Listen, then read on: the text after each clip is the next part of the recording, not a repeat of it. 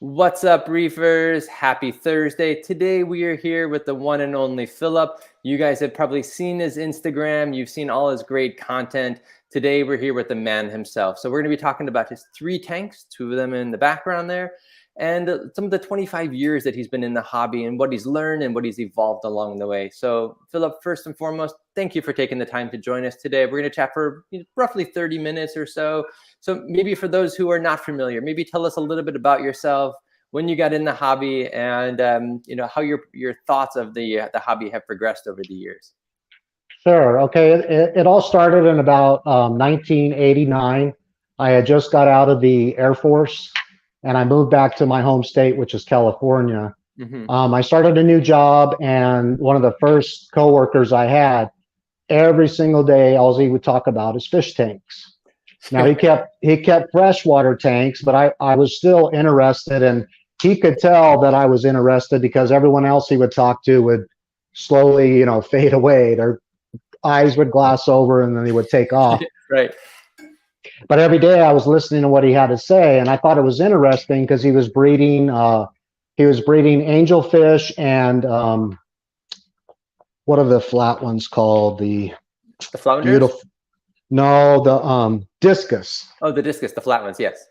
And so he just kept talking about it, and I just kept listening, week after week. And one day he knocks on my door and he drops off a 35-gallon tank for me.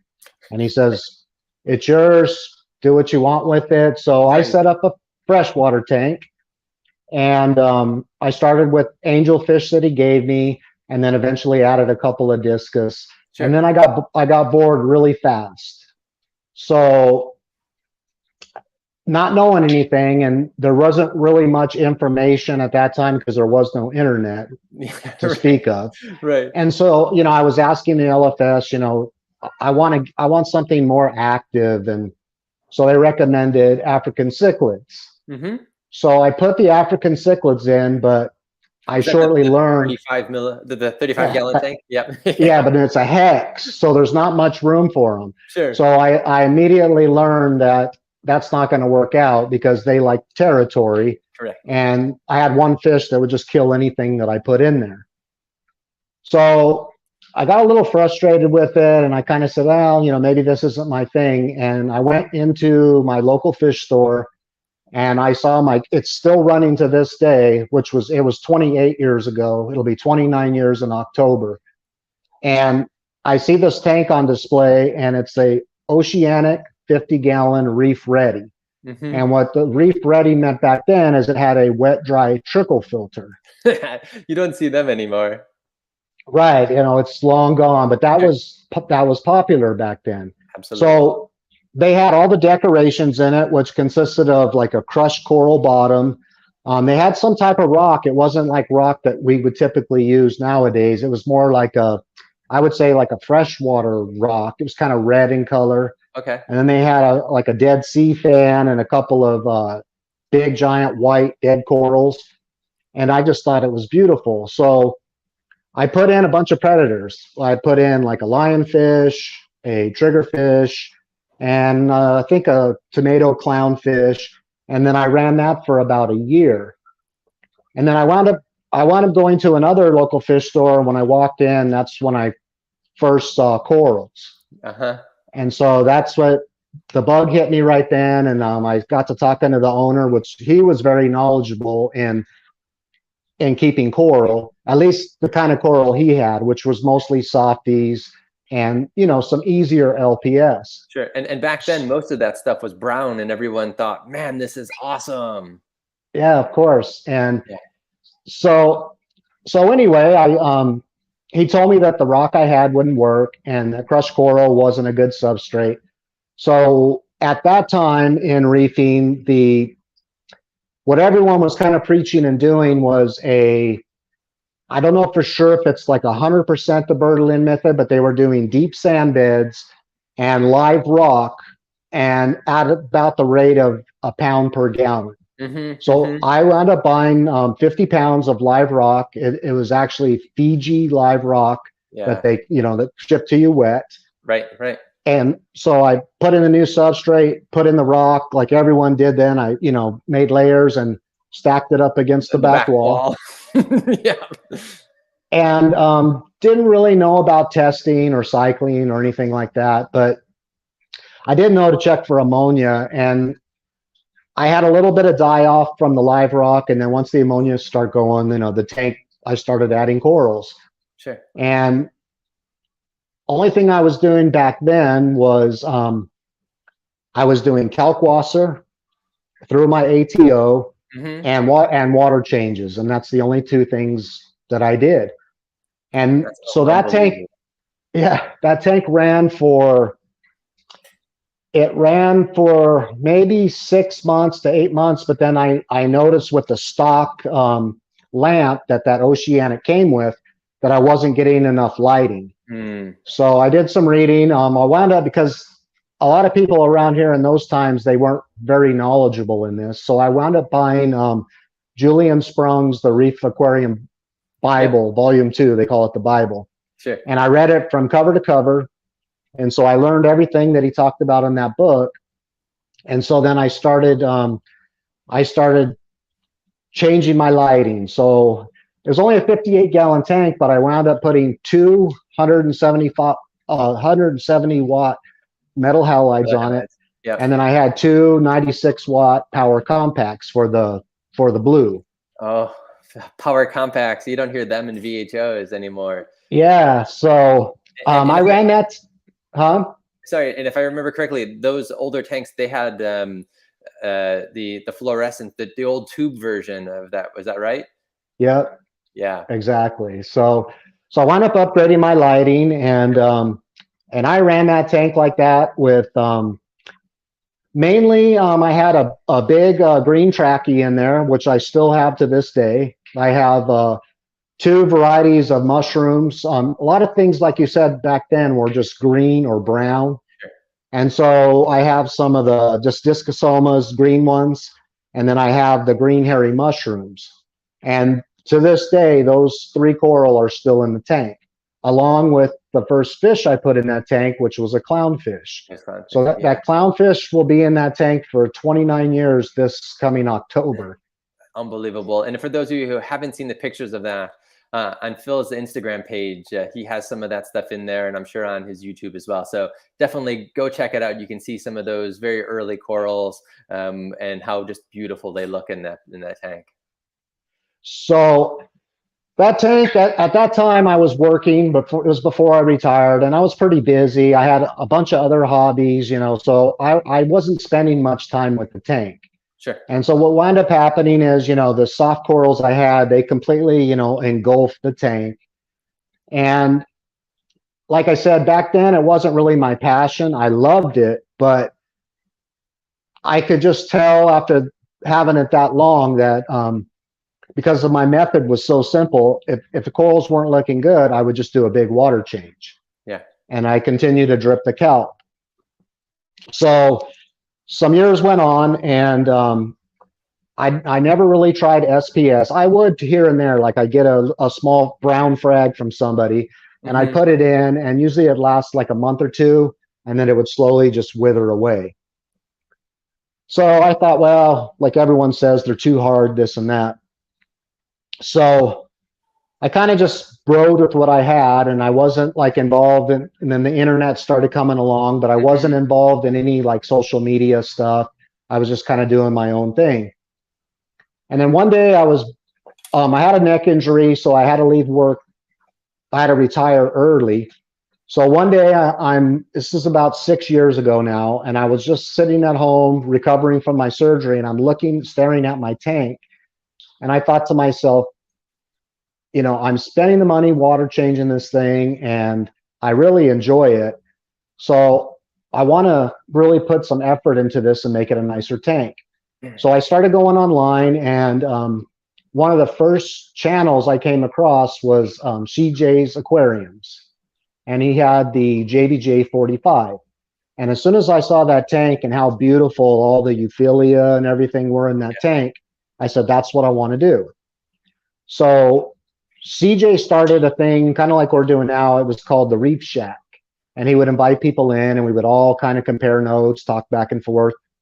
And so learning from the guys that were already doing the nicer LPS and stuff, that's what I did in that tank. Mm-hmm.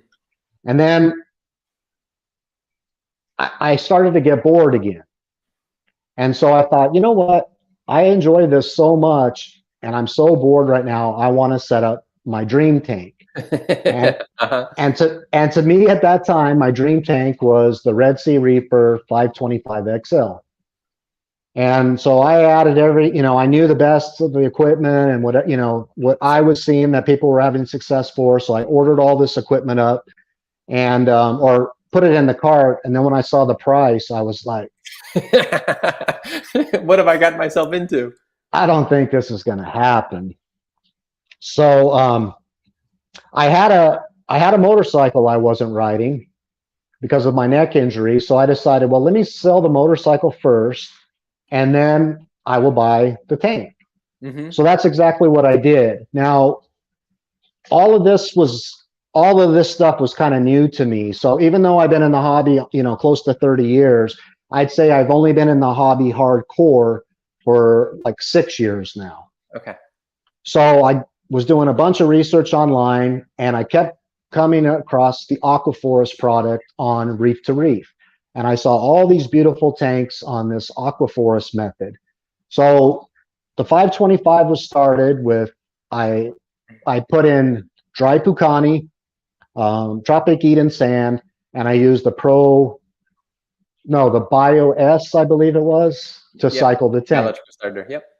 And then, and the tank cycled quick. It was like 14, 15 days, the tank cycled. And then, and after that, I started adding corals. I still wasn't adding SPS, but I was adding some of the LPS. Mm-hmm. And then everything was going smooth. They were all growing beautifully. I was really enjoying the whole entire Aquaforest method. I was using the reef salt.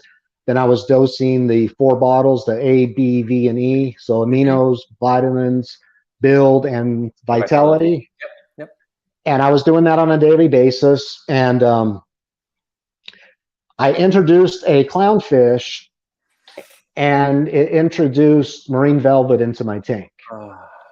So luckily there wasn't a lot of coral at the time, but I had already started planting some SPS. And so I wound up pulling the rock structures out. I caught all the fish, I put them in a quarantine tank and I treated them.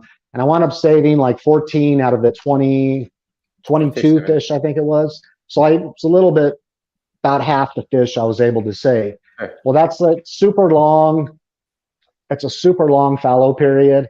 And during that period, the nutrients bottomed out. Dropped, yep. And then I got a huge dino bloom. And I could not beat the dino bloom for anything. I mean, that dino bloom, I would say, lasted a year. Wow. And so when all of this happened, I kind of broke from the Aquaforest method because everything wasn't running as it should. Sure. So I finally beat the dinos at about the year mark. And I'm then surprised you didn't just restart the tank. Yeah, I thought about it, but I just decided to ride it out and to go for it. I tried a few methods, like the quick fixes, which caused even like more issues for me. And then, so after that was all done, I got the fish back in, the nutrients started coming up. I went back on the Aquaforest method and everything was absolutely thriving. I was dosing almost a little over 200 mils a day of the component 1, 2, and 3. Yep. And it got a little expensive. So then I went to the dry products. And so it saves some money by mixing your own. Yep. But I got tired. I just got tired of refilling the containers, all the time. It seemed like it was happening frequently. So at about that time, you've probably heard of him, Rico from Rico's Aquariums. He was doing like 24-hour live streams. Right. And a lot of people would join, and you get to meet a lot of people in the chat, and that's how I started meeting a lot of different reefers. Mm-hmm. And a lot of a lot of Rico's talks were on the calcium reactor, and I was unfamiliar with the calcium reactor, and I still was like leery about using one because they look intimidating. Yeah, absolutely. If you're a new reefer and trying to set one up, you're like, what is all this stuff? What's this gas tank and regulator? I totally get it. But once you Exactly. do, they are amazing to be able to have rock solid stability in your tank and pretty cheap to be able to just fill up the media, refill the gas Once a tank, year. every couple months, and you're good to go. Yeah. So I was intimidated by that reactor, but once I got it in my hands, it's as simple as like you have a carbon reactor. So you have Yep, water running through it, and you have a port where you're injecting CO2 to make that water more acidic to melt the media, that's right. and then it pumps back in your tank, and it's that simple. Yeah, there were some conversations the folks were having a couple months back about, what's the right size that a calcium reactor, should go onto a tank. And, I remember participating in that conversation, and, I've been an advocate that you can add one for any size tank. When your consumption exceeds, a adequate level of liquid or 2-part or 3-part dosage, add a calcium reactor to it and supplement that with a 2-part or 3-part. So you get the best of both worlds in there, depending on what media you use. And so, I recommend people as small as having just a 50-gallon aquarium all the way through, 500 plus. It really just helps to keep that stability. And if you want to keep your SPS, that's just what we're looking for in the hobby. So I'm on board with you there. I'm looking forward to being able to set mine back up as well. Yeah, I mean, it's to me now after been running one for, well, I'm running two now. Well, again, we'll get to my new tank, but Yeah. on my old tank now, I've been running it for well over 3 years, and I actually find it now easier than dosing because if I start to see a trend where my alkalinity is dipping, all I do is just give it a little bit more gas, so it's going to melt the media a little faster. Right. It's that simple, just to turn the knob a little bit and you're done. And so, but I did notice my pH was starting to drop. Repress a bit. Yep. Yep. And so, because I was familiar with calc for using it all those years on my 58, Yes. I just mix up 5 gallons and I use a Versa to drip calc water in my sump 24/7, and then it keeps my pH right between like A3 and A4. At nighttime, and sometimes it'll go down to 8.1 at the lowest, but it's usually right kind of where you want to be. And what do you keep? What do you target your alkalinity for that tank? For the Red Sea, I like to stay right between 8 and 8.5. So that's a pretty good balance of being able to keep your calcium reactor on where it's probably dripping, 1 drip a second to going through your effluent. Then so to be able to have the Versa just balance that out, that's a pretty good ratio to keep your pH that high. I mean, obviously we're in California, so you can keep the windows open a little bit more than other parts of the country, so that helps for sure. Does. Yeah. And then and the Red Sea is on an outside wall, so I drilled a hole through my stucco, and my skimmer line runs right out to the side of the That house. really helps. Yeah. So it helps a lot. I did get the thing about going outside is, you have to kind of worry about if someone's spraying, insecticides or, I actually wound up having a couple of like bees and those roly-poly bugs go into the tube and clog it. So I built, I know that people are 3D printing them now, but I just used one of those urine cups and drilled a bunch of holes in it. And then I stuffed it with floss and carbon to try to, make like a little air filter. Sure. And I haven't had an issue since. So anyway, this tank has been going on and on. I was seeing beautiful growth with the calcium reactor, but I wanted to chase like the trace elements. I started like really looking in, and I'm wondering like, okay, how much difference are trace elements going to make? And so because I've been familiar with the Aquaforest, they make the component A, B, and C, which you can use with the calcium reactor. Yep. So I hooked those 3 bottles up, and I dosed those for the longest time. And I think it's been a while now, but I think if I remember right, the only trace it doesn't have is potassium. I could be wrong. It could be another. I'd have to look on that. I think it is potassium. And the reason why I say that is because I've always used the Brightwell's potassium, they call it. and just mix supplement that. to supplement potassium. And so everything was growing beautifully. I was super happy with the tank. And then one day I started noticing my corals turning kind of gray. And I had things that just weren't looking so hot. And, things were like losing polyp extension. And that's when I discovered, I've never seen them before, but that's when I discovered I had acro-eating flatworms. And I had taken you and I talked about and battled those for a few years now. And they're still in there. And it's actually been driving me crazy because my colonies in that tank are, they're dinner plate size. Yeah. And they've also encrusted the rock, they have a pretty good base on the rock. And it's not like I can just go in there and pop out a frag and dip it, twice a week. Sure. So I try to do that as much as I could, remove everything and dip it. I tried bottles and bottles of the KZ flatworm stop. And then I also tried Fauna Marin's acro-eating flatworm X. Now, both of those products, I will say it doesn't kill the acro-eating flatworms, but from what they say, it makes the tissue on the acros like less palatable. And it's apparently, and it seemed to kind of keep them at bay. But the KZ is like $100 a bottle. Right. And so I was going through one of those, every month.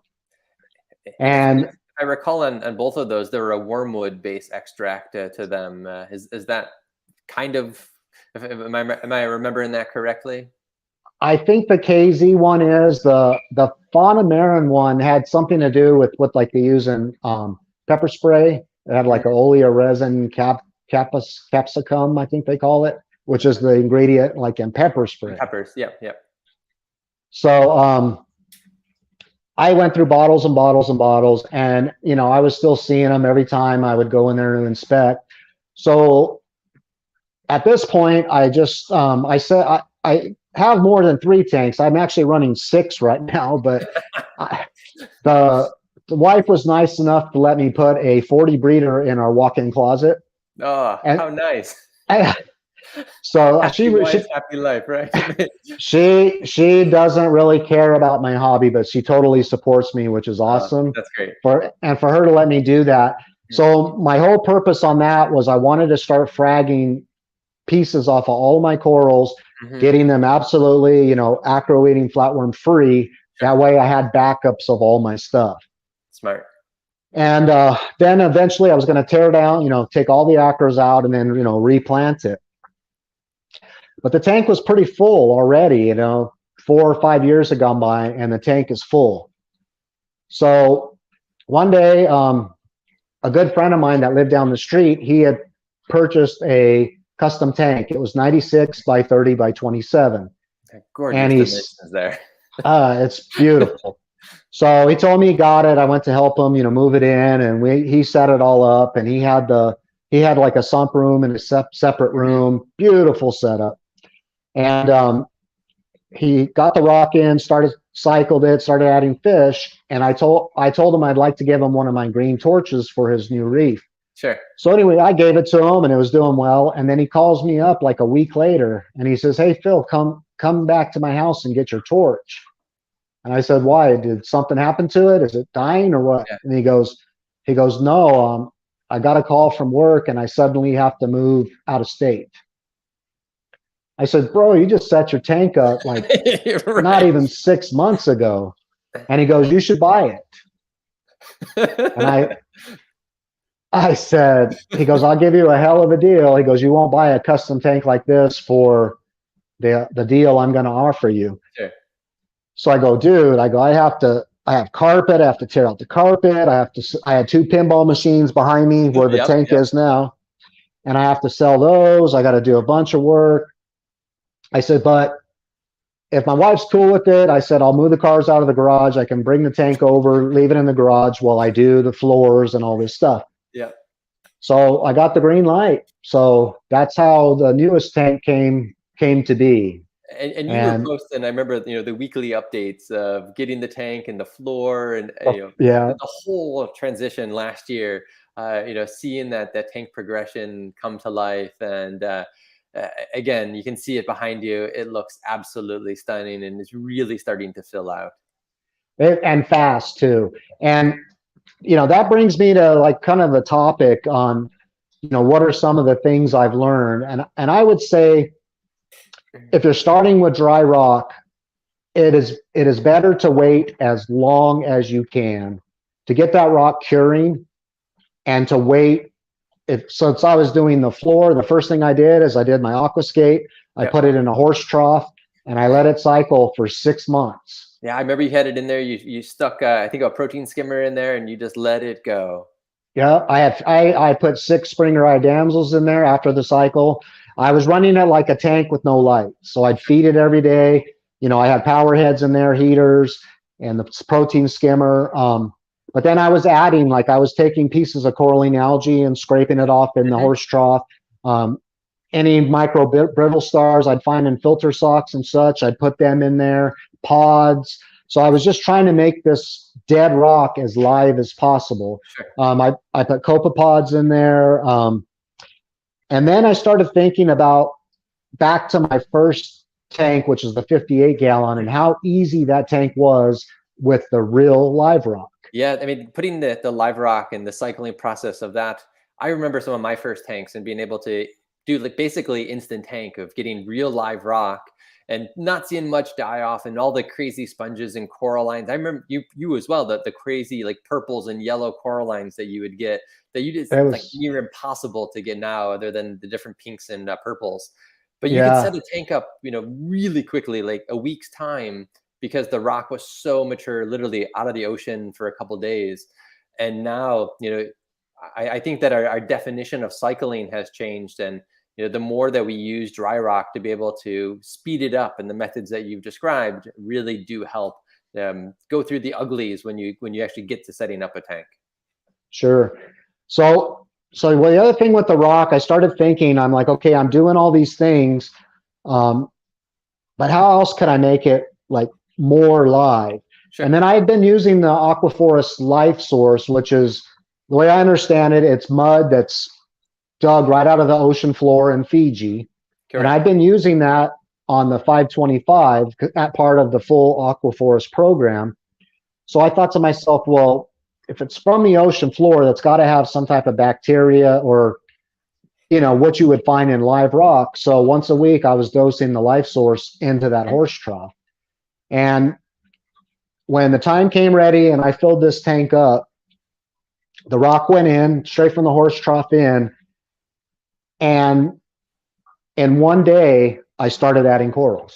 Yeah. And I had like about a 3 to 4 day, just a small little algae outbreak when the lights came on. But I wound up adding, I added 40 Mexican turbo snails, and within 2 days they cleaned the whole thing off. That's awesome.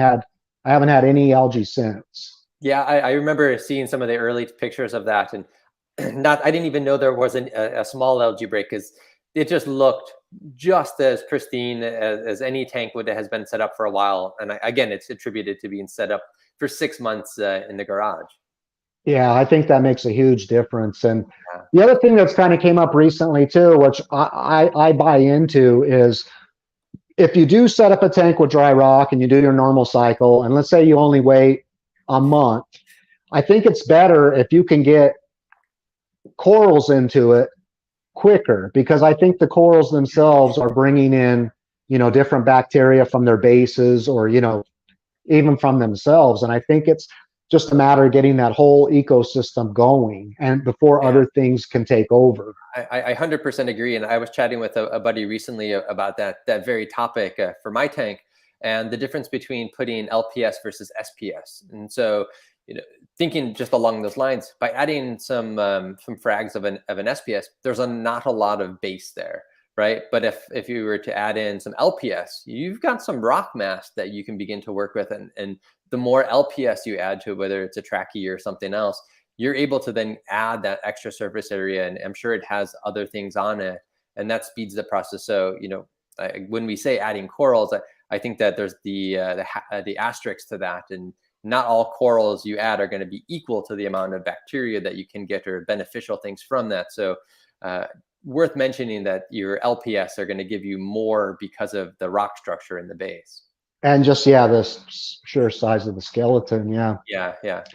So honestly, on the newest tank now, which I call it Maddie's Reef, and one of the reasons why I call it Maddie's Reef, the people that don't know, is I had a little Boston Terrier dog that was like here by my side through all my surgeries and everything. She was like my sidekick.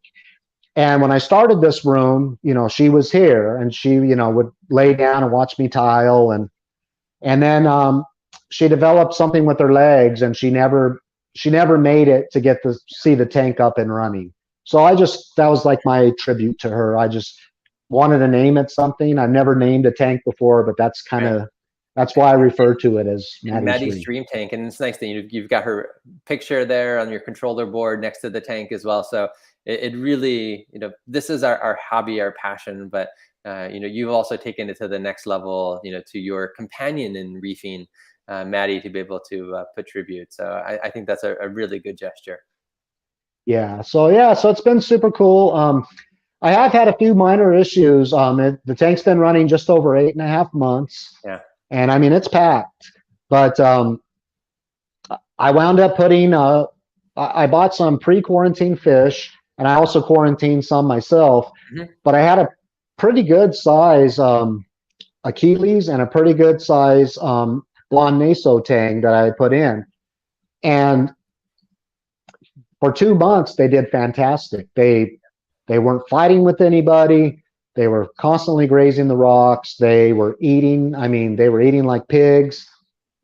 And then one morning I got up and, do the same thing every morning. I kind of do an inventory on everything. Of course. And I'm like, why am I not seeing my naso? He must be hiding. So he's pretty big to hide though. So I'm looking all over, and he's up against the MP60. He was dead. Yeah. But just the night before, I have a video of him when I fed, going hard after it. And then, so I thought, well, sometimes fish just die. It's not anything that I did wrong. And then like 2 days later, the big Achilles I had, same thing. It just gone. Wow. So still, no clue why. Did you send the fish or a biopsy of the fish or anything, or you just? I did, and there's actually some people that offered that, but sure.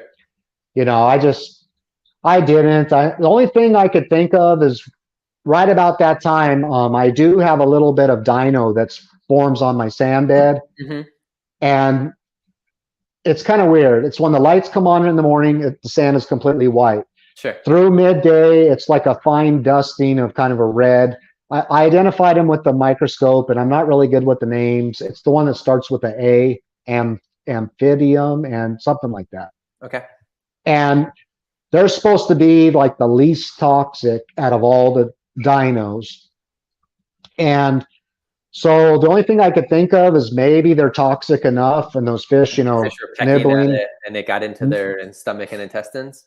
Maybe that's enough, because that was nothing else had changed. I had no temperature swings, no crazy, power outages or nothing like that. So, and the rest of the livestock was just fine.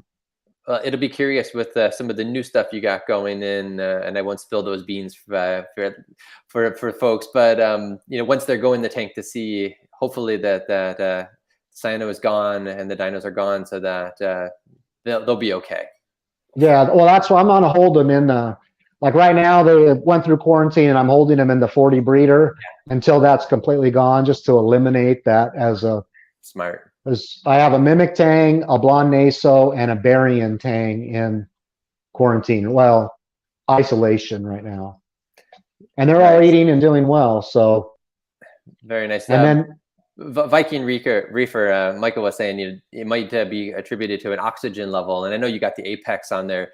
Did you notice any change in your ORP in the evening? No, I did not. Not at all. A few people said that, and they actually learned something there, because they said, big tangs, they require, a lot of oxygen. Yeah. And, and I just never crossed my mind, but I learned that through a lot of people that left comments on my Instagram page. And I had a lot of good comments, but I checked through all of those things. And then I immediately went to my Apex. Now, I don't really quite understand how like ORP relates to oxygen though.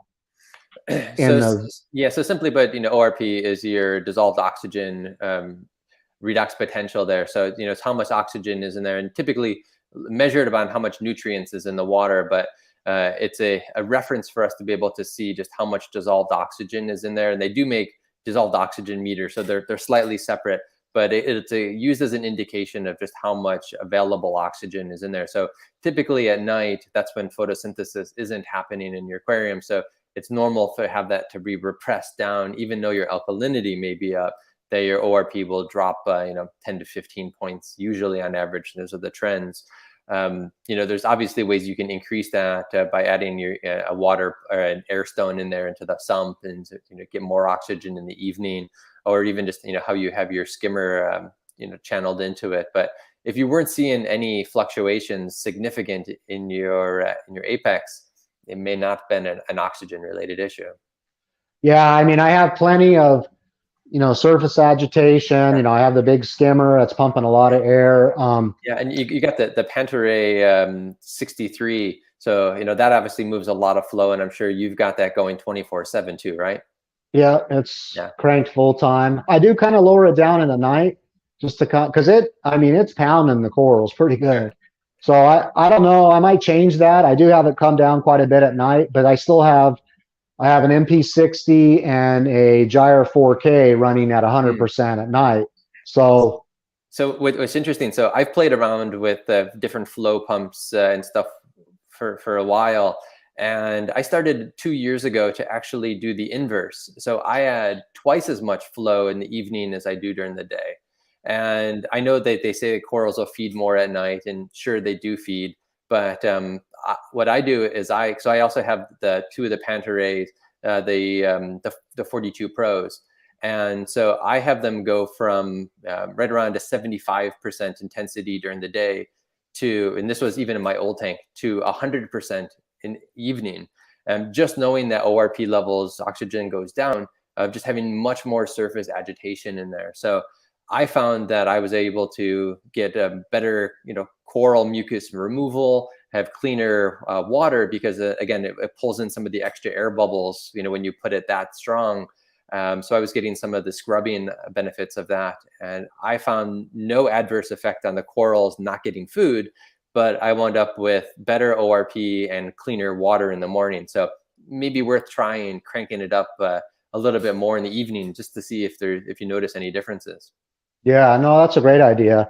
I did check the graph on the ORP, and I think without looking at it now, mine averages like in the high 3s to 380 usually, to not quite 400, but it's pretty steady. Yeah, and then I'll do a water change or something, or feeding sometimes, and you'll see a dip and then level back out. Yeah. But that is an idea, and I kind of there was a lot of talk a few years back about that micro bubble scrubbing, nano bubble scrubbing. Yeah. And I can't say that I ever really saw any benefits from it myself. People would always talk about their coral sliming up, and but I did see so if my pH was like at 8, I would see it go up to like 8.1 maybe, or 8.2 sometimes, just from doing that aeration. Yeah. And the way the new sump is, I think the problem when I tried it in the Red Sea is it's hard to place the air stone where you just are sucking the fine bubbles. Sure. But on this tank, the way the guy built it, the return pump is on the left-hand side of this. The return pump is external and sits on the left-hand side of the sump. Yeah. But where the water gets pulled from is the far right. And then there's a 2-inch pipe that runs the length of the sump all the way across the sump into the return. So I can stick an air stone at the end of that PVC tube, and the perfect amount of micro bubbles come out. Yeah. So I have been doing it a little bit on this, hoping it may, lifts some of that dino up and over. So I have been running it on this tank a little bit. I was watching something that Sam Parker did of on Parker's reef recently. Well, that maybe 6 or 7 months ago, where he has a lot of turbulence that he has for scrubbing in his sump. So he has one of the chambers there, and he's got bubblers that go in his sump chamber where his media, and so he allows the micro bubbling to happen in his sump and not in the aquarium. So by the time it goes through all the baffling of his sump, and then goes back into the tank, all the bubbles have been dissolved already. And so I played around with that idea as well of adding an air stone into the sump and just like pulling through that. And I think that worked a little bit less because of the volume of water from the tank, but I didn't see any of the sliming over of the corals in the tank. I also experimented, so one of the challenges if you have a high CO2 is once you in your room and you put on an air pump, that's just pulling ambient air in.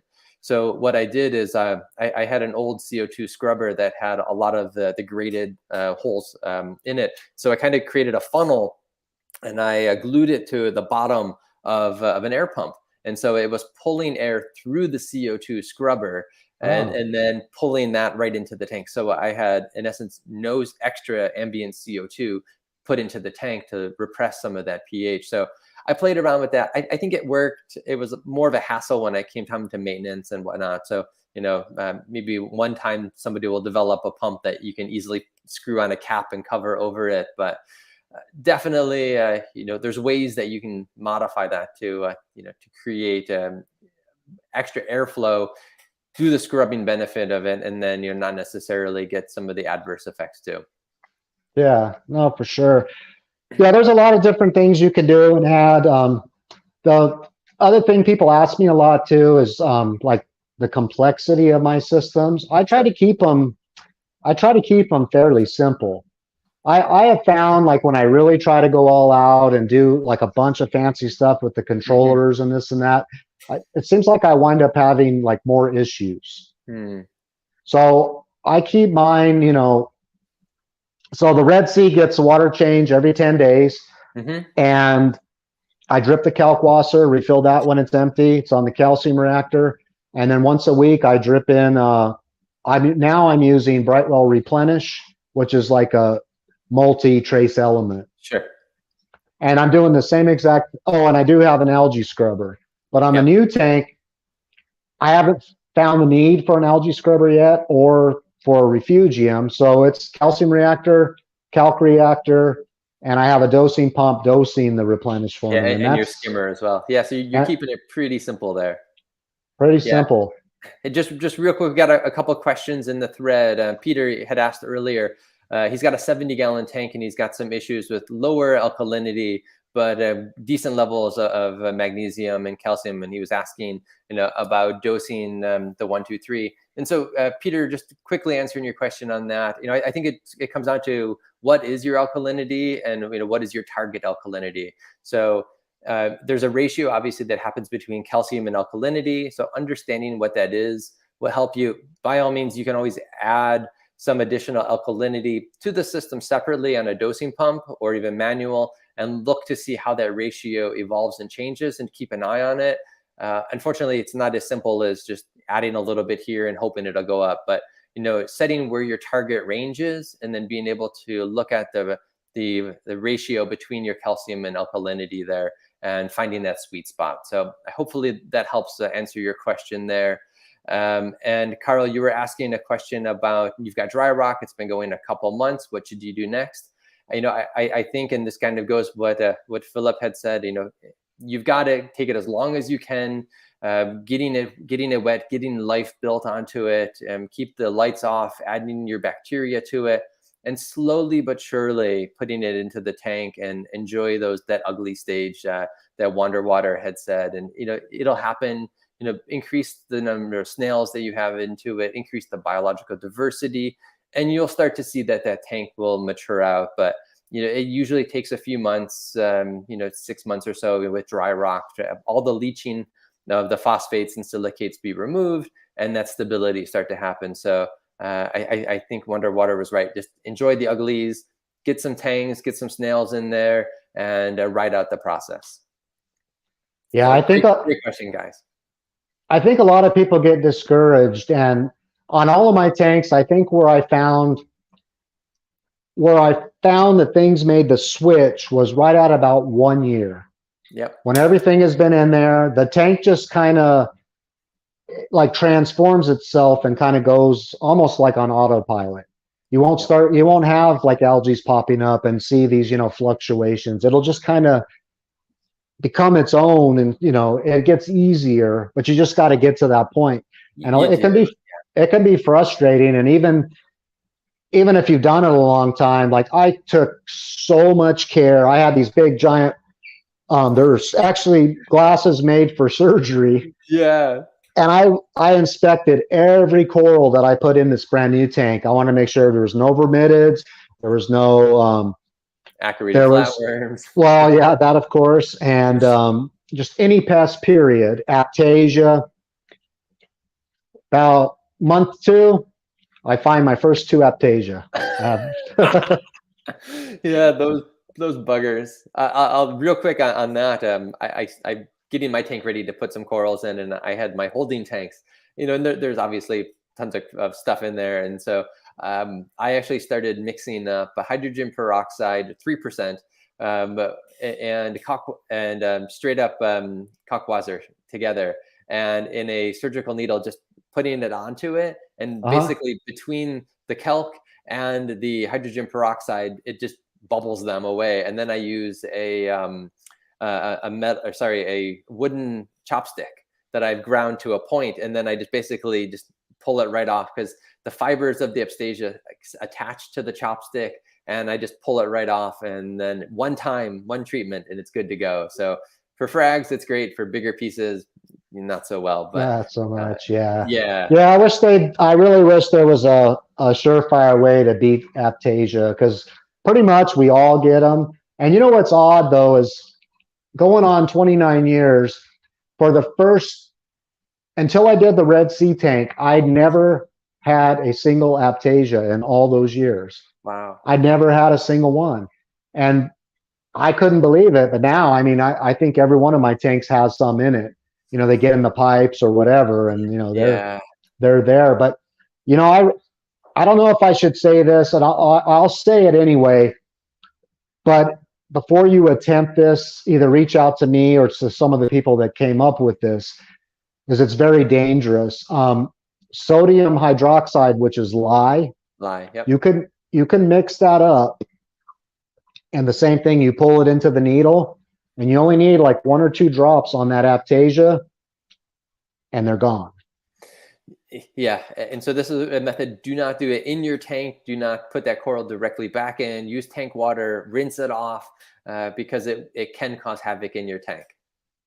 Right. That's why it was such a big warning. I did learn about this method from some pretty long time reefers, and it's 100% worked for me. And I tried all the other Aptasia X and the Joe's Juice and Kalkwasser paste. Every time I use those, it's almost like when you inject or put it onto the Aptasia, it almost looks like they implode or something. Now, I don't know if they're releasing spores or what, but it seems like when I've used those products, it just makes them spread. Sure. And so a lot of people that still recommend it. Personally, I think it makes them spread. I was lucky in my 525. I had a pretty good amount of them going, but I was able to get a copper band butterfly in there, and he eliminated. Good. I mean, they're still like in my pipes, I'm sure, in the overflow box, but there's none in the main display. Yeah, they are one of the pests that and bubble algae that we all seem to have to deal with, and have a different level of comfort zone. That's for sure. Yeah. Well, I know we said we were going to talk for about 30 minutes. We've been about 50 now. So I want to first and foremost thank everyone who's joined the conversation, who've asked the questions. I really do appreciate it. And again, Phil, thank you for taking the time to share your part of your story and your journey with us. And I'm glad you've had both success with Aquaforest products, as well as seeing your 6 tanks really mature. And love to have you back in a few months as Maddie's tank really starts to mature out. And again, for those of you who haven't seen, check out his socials. He's doing some great video and some great content. He's a good guy. Definitely check out his stuff. So Phil, Thanks for thank you that. for I taking the appreciate it. chance to chat. And reefers, Yeah, until thank you. next time, we'll see you soon. All right. Bye, guys.